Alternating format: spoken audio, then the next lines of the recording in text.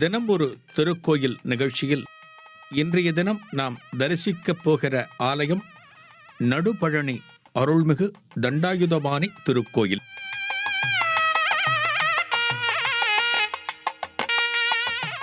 ஒரு திருத்தலத்தில் புகழ்பெற்று விளங்கும் தெய்வத்திற்கு அதே பெயரில் மற்ற திருத்தலங்களில் ஆலயம் அமைவதும் வழக்கம்.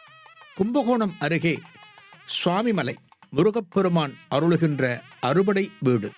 இதுபோலவே டெல்லியிலும் ஒரு சுவாமிமலை காணப்படுகிறது. இந்த திருத்தலத்தை உத்தர சுவாமிமலை என்று அழைப்பார்கள். உத்தர என்றால் வடக்கு. தமிழகத்தில் சிதம்பரம் நடராஜ பெருமான் ஆலயம் உலக பிரசித்தம். மகாராஷ்டிர மாநிலத்தில் சதாராவில் ஒரு கோயில் 4 கோபுரங்களுடன் சிதம்பரம் போலவே அமைந்துள்ளது. இந்த திருத்தலத்தை உத்தர சிதம்பரம் என்று அழைப்பார்கள்.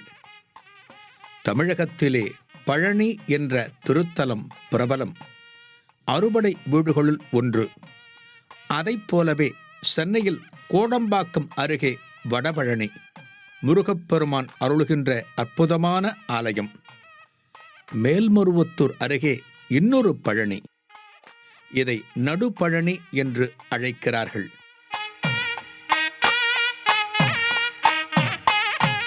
தென்பழனிக்கும் வடபழனிக்கும் நடுவே அமைந்திருக்கிறது அல்லவா, அதனால் நடுபழனி.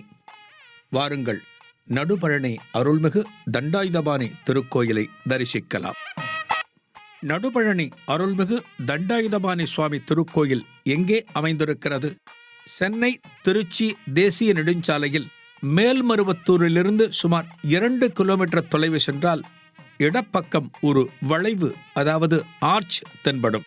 இந்த வளைவில் இருந்து சுமார் 5 கிலோமீட்டர் தொலைவு பயணித்தால் பெருங்கரணை என்கிற கிராமம் வரும். இந்த கிராமத்திலே ஒரு சிறு மலை. இந்த மலையை கனகமலை என்று அழைக்கிறார்கள். இந்த மலையிலேதான் தண்டாயுதபாணி குடிகொண்டிருக்கிறார். பொதுவாக மலை என்று எடுத்துக்கொண்டாலே முருகன் ஆலயங்களை அதிகம் நாம் தரிசித்திட முடியும். பழனிமலை, சுவாமிமலை, திருத்தணி, அழகுமலை, இப்படி எண்ணற்ற மலைகளை சொல்லலாம். அந்த வகையில் இந்த நடுபழனியில் முருகப்பெருமானுக்கு ஆலயம் அமைந்தது எப்படி? இதற்கு காரணம் ஒரு சித்தர் பெருமான். அவரது திருநாமம் முத்துசுவாமி சித்தர். பார்ப்போமா அந்த கதையை?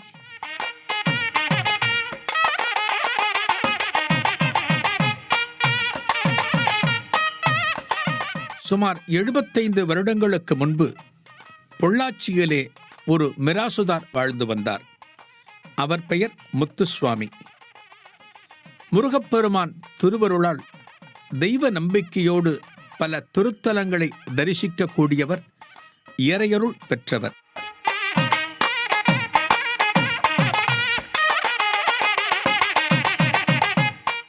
யாத்திரை செல்லக்கூடியவர்.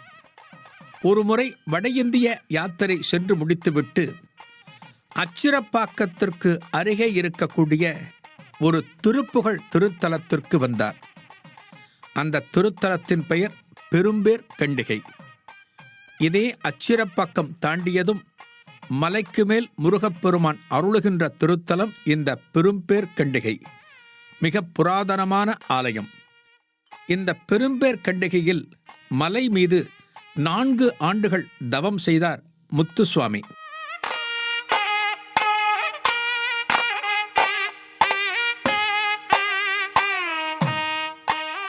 உண்மையான இறைபக்தியோடு தெய்வங்களை குறித்து நாம் தவம் இருந்தாலும், விரதம் இருந்தாலும், பிரார்த்தனை செய்தாலும் அந்த தெய்வம் நமக்குள் தோன்றி அருள் புரியும். இது சத்தியம். அதே போன்ற ஒரு நிகழ்வு இந்த முத்துசுவாமியின் வாழ்க்கையிலும் நிகழ்ந்தது.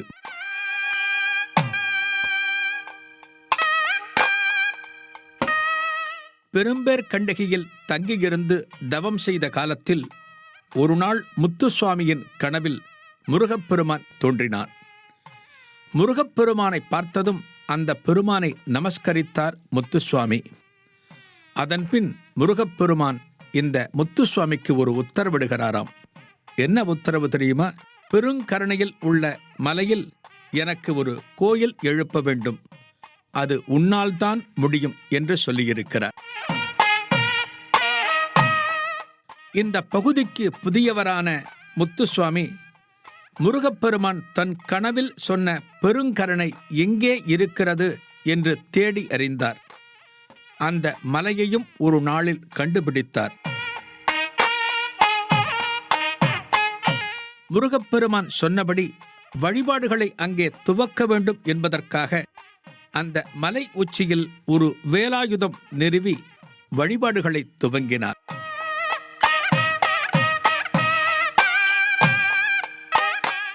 அந்த மலையானது அப்போது மிகவும் கரடுமுரடாக காணப்பட்டது. செடிகொடிகள், பாறைக்கற்கள் எல்லாமே இவரது வரத்துக்கு இடையூறாக இருந்தது. இந்த மலைக்கு மேல் சென்று வழிபாடுகளை அத்தனை சுலபமாக நடத்த முடியவில்லை முத்துசுவாமியால்.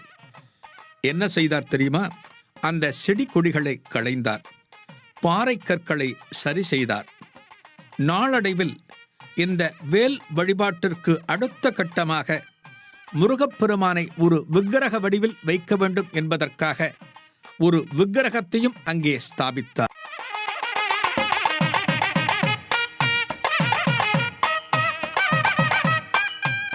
மலைக்கு மேலே ஒரு சிறு கொட்டகை அமைத்தார். ஒரு முருகப்பெருமான் திருவடிவம் பிரதிஷ்டை ஆகிறது என்றால் ஆலயம் வேண்டாமா? இந்த ஆலயம் எங்கு துவங்கியது என்றால் சிறு கொட்டகையாக துவங்கியது. இவரது பக்தியை பார்த்த உள்ளூர் மக்கள் இவரது செயல்களுக்கு ஆதரவு தெரிவித்து இந்த ஆலயப் பணிகளுக்கு உறுதுணையாக இருந்தனர். முருகன் எத்தனை நாள் அந்த கீற்று கொட்டகையில் இருப்பான்? முருகப்பெருமானுக்கே அந்த கீற்று கொட்டகை சலித்து விட்டது போலும். ஒரு நாள் பெருத்த மழை. அந்த கீற்று கொட்டகை அடித்த காற்றில் கீழே விழுந்துவிட முருகன் விமானமின்றி கூரையின்றி தவித்தான். அப்போது முத்துசுவாமிக்கு தோன்றியதுதான், இந்த இடத்தில் முருகப்பெருமானுக்கு ஒரு சிறு ஆலயமாவது நாம் அமைக்க வேண்டும். ஒரு ஆலயம் அமைக்க வேண்டுமென்றால் அங்கே இருக்கின்ற கற்களை சீரமைக்க வேண்டும், பாதைகள் அமைக்க வேண்டும். இந்த மலையை சீரமைக்க முத்துசுவாமி பெரும் பாடுபட்டார். முருகப்பெருமானின் பரிபூரணமான அருள் பெற்ற இந்த முத்துசுவாமி வருகின்ற பக்தர்களால் முத்துசுவாமி சித்தர் என்றே அழைக்கப்பட்டார். அருகில் உள்ள ஊர்களுக்கு காவடி எடுத்துச் சென்று முருகனின் பெயரைச் சொல்லி ஆடியபடி அவர்கள் தருகின்ற காணிக்கைகளை பெற்றார். அரிசி, பருப்பு உள்ளிட்ட காணிக்கைகளை கொண்டு வந்தவர் இங்கே மலையை சீரமைக்கின்ற பணியாளர்களுக்கு உணவு தயாரித்து கொடுத்தார். உள்ளூர் மக்கள் கொடுக்கின்ற பணத்தை கொண்டு ஆலய திருப்பணிகளுக்கு பயன்படுத்தினார். எவரிடமும் கையேந்தி நன்கொடை பெறக்கூடாது என்பதில் உறுதியாக இருந்தார் இந்த முத்துசுவாமி சித்தர். அதன் காரணமாக பணியாளர்களுக்கு உணவும் வழங்க முடிந்தது, ஆலய திருப்பணிகளையும் மேற்கொள்ள முடிந்தது.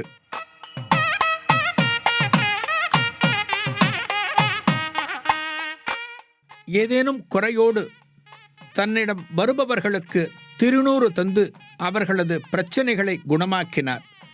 அவர்களுக்கு இருந்த நோய்ப்பிணிகளை அகற்றினார்.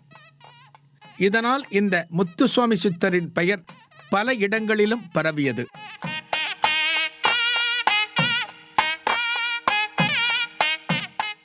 சுமார் 50 ஆண்டுகள் அவரது அயராத உழைப்பே இன்றைக்கு நாம் தரிசிக்கின்ற இந்த ஆலயம். ஒருமுறை இந்த பகுதியாக யாத்திரை சென்ற காஞ்சி மகான் மகாபெரியவா இந்த ஆலயத்தை தரிசிக்க வந்தார். பால தண்டாயுதபாணியாக இந்த முருகப்பெருமான் மகா சுவாமிகளுக்கு காட்சி கொடுத்தார்.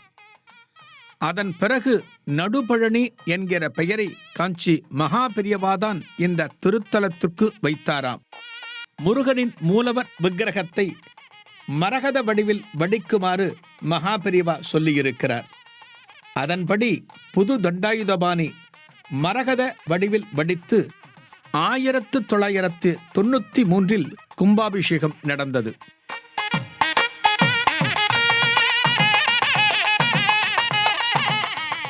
ஒவ்வொருவருக்கும் என்ன பணி கொடுக்கப்பட்டிருக்கிறதோ அந்த பணி முடிந்தவுடன் இறைவன் அழைத்துக் கொள்வான். இதற்கு முத்துசுவாமி சித்தரும் விலக்கல்ல.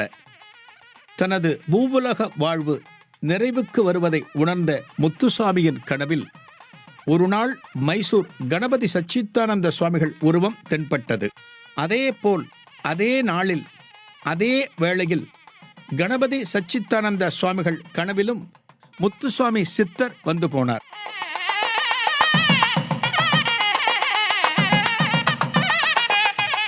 ஒரு நாள் தற்செயலாக மைசூர் சச்சிதானந்த சுவாமிகள் இந்த நடுபழனி ஆலயத்திற்கு வந்தார்.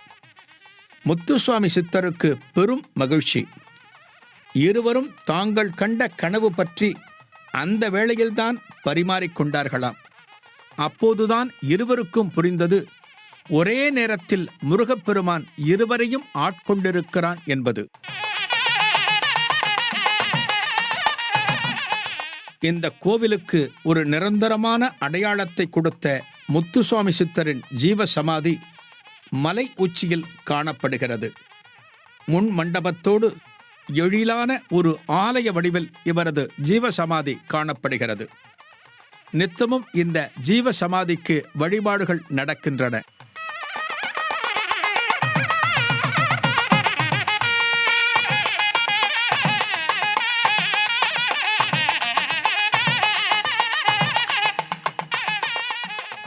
இந்த ஆலயத்தின் பராமரிப்பும் ஆலயத்தில் நிலவுகின்ற சுத்தமும் பக்தர்களால் பெரிதும் போற்றப்படக்கூடிய ஒன்று.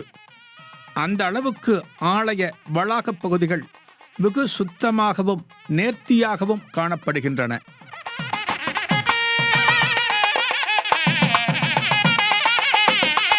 இந்த பெருங்கரணை கிராமம் மிக பழமையானது. இந்த கிராமத்திலே 300 அடி உயரம் கொண்ட மலைதான் கனகமலை. அந்த மலையின் மேல்தான் நடுபழனி முருகப்பெருமான் வீற்றிருக்கிறான். வடதிசையில் 128 படிகள் காணப்படுகின்றன. இந்த படிகள் ஏறி முருகப்பெருமானை தரிசிக்க வேண்டும். படிக்கட்டுகள் நேர்த்தியாக காணப்படுகின்றன. மேற்கு புறம் வாகனங்கள் மலையேறும் சாலை வசதியும் காணப்படுகிறது. முதியவர்கள், நடக்க முடியாதவர்கள் வாகனங்களில் மலைக்கு மேலேயே வரலாம். வாகனங்கள் மலை ஏறுவதற்கு முன்னால் அற்புதமான ஒரு முருகன் திருவடிவம். அன்னார்ந்து பார்க்க வைக்கும் அந்த முருகப்பெருமான் சுமார் 45 அடி உயரம் கொண்டவர். மலேசியாவில் 10 மலை முருகனை நாம் நேரில் பார்த்திருக்கலாம், படங்களிலும் பார்த்திருக்கலாம். அந்த முருகனை நினைவுபடுத்துவது போல மேற்கு நோக்கி கம்பீரமாக அருளிக் கொண்டிருக்கிறார் இந்த முருகப்பெருமான்.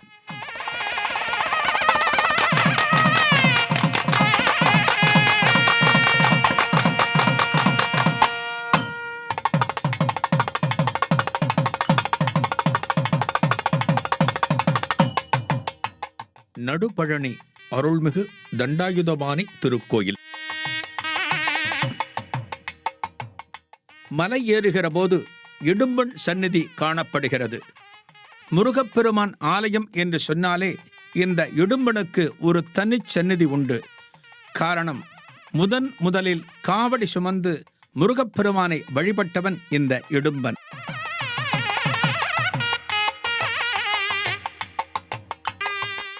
ஆலயத்திலே நடுநாயகமாக மரகதக் கல்லால் ஆன தண்டாயுதபாணி கிழக்கு நோக்கி அருள் பாலிக்கிறார்.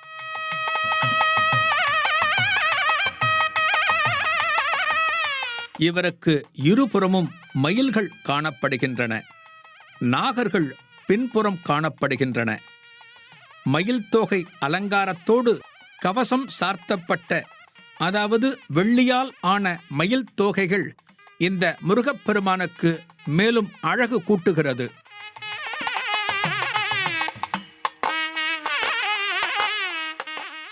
ஆலய மண்டபத்திலே அறுபடை வீடுகளில் அருளுகின்ற முருகப்பெருமான் திருவடிவங்களை சுதை விக்கிரகமாக நாம் தரிசிக்கிறோம். இதைத் தவிர எண்ணற்ற சுதை வடிவங்களும் காணப்படுகின்றன. ஆலய மகாமண்டபத்தின் அருகே வள்ளி தெய்வானை சமேத சண்முகப் பெருமான் அருளிக் கொண்டிருக்கிறார். விநாயகப் பெருமானையும் தரிசிக்கலாம். தவிர பிரம்மா, விஷ்ணு, ருத்திரன் இவர்கள் மூவரும் கலந்த தத்தாத்திரேயர் வடிவத்தையும் நாம் தரிசிக்கலாம். இங்கே நாக தத்தாத்திரேயர் என்பது ஒரு சிறப்பு திருமேனி. மலை அடிவாரத்திலே விநாயகப் பெருமான், அருணகிரிநாதர், பாம்பன் சுவாமிகள், திருப்போரூர் சிதம்பர சுவாமிகள், ராஜேஸ்வரி அம்மன், நவக்கிரகம் ஆகிய திருமேனிகளுக்கும் திருச்சந்நிதிகள் காணப்படுகின்றன.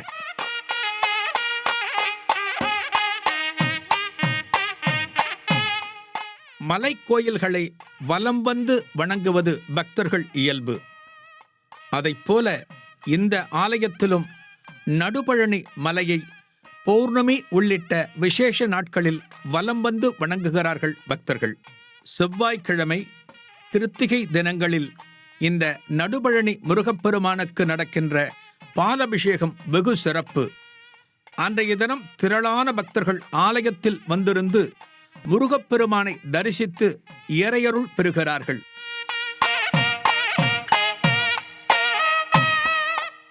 பங்குனி உத்திரம் 3 நாள் திருவிழா, ஷஷ்டி உற்சவம், அன்றைய தினம் திருக்கல்யாணம், கார்த்திகை தீபத் திருநாள், முத்துசுவாமி சித்தரின் குரு பூஜை உள்ளிட்ட எண்ணற்ற திருவிழாக்கள் வெகு சிறப்பாக நடந்தேறுகின்றன.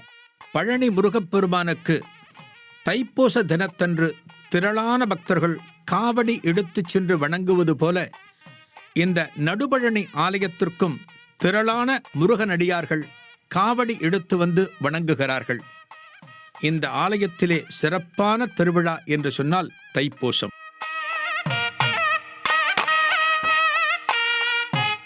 பழனியில் தண்டாயுதபாணி சுவாமி ஆலயம் எப்படி அமைந்தது என்கின்ற தலபுராண கதை நாம் அனைவரும் அறிந்ததே. தண்டாயுதபாணி திருவடிவம் என்பது கோவணாண்டி என்று சொல்வார்கள். அதாவது அனைத்தையும் துறந்து அறுபடை வீடுகளுள் ஒன்றான அந்த பழனியிலே முருகப்பெருமான் எப்படி குடிகொண்டான்?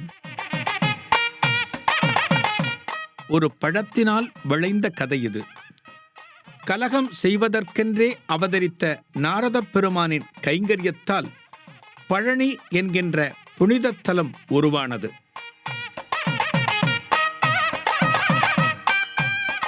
தனக்கு கிடைத்த ஒரு ஞானப்பழத்தை எடுத்துக்கொண்டு ஈசனை தரிசிக்க கையிலாய மலைக்கு வந்தார் நாரதர். அங்கே ஈசனும் உமையும் பெற்றிருந்தனர்.